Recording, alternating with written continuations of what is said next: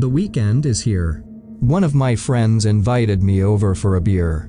We hadn't visited each other's homes in a long time. So I left my house at 5 p.m. on Saturday to visit him. The place he lives is about a 30-minute drive away from mine. On my way to his place, I picked up 2 pizzas. Around 5:45 p.m. I arrived at my friend's house.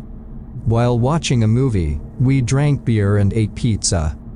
I thanked him for asking me over and left his place at 11 p.m. It had been a cold winter night. However, the snowfall is fairly light. I head back to my house. On the road, there is a rail crossing that I must pass. When I was driving to see my friend, I could cross it without stopping.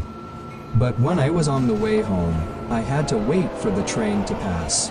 So I stopped there for a few moments. There were no vehicles to be seen around me. I can only see the road and the street lights.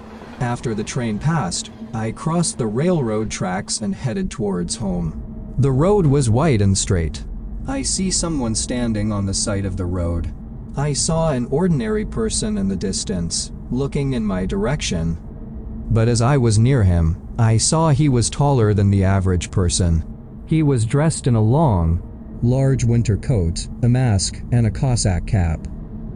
He gestured for me to stop the car. I normally help people in need.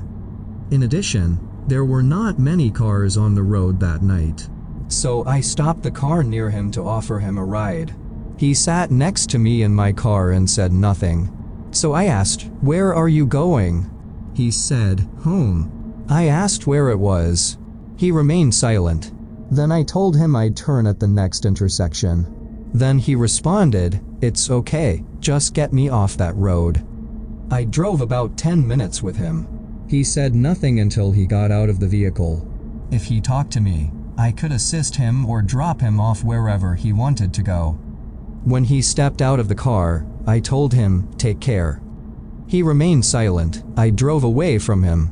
But I was looking at him from the rearview mirror. He was staring at me.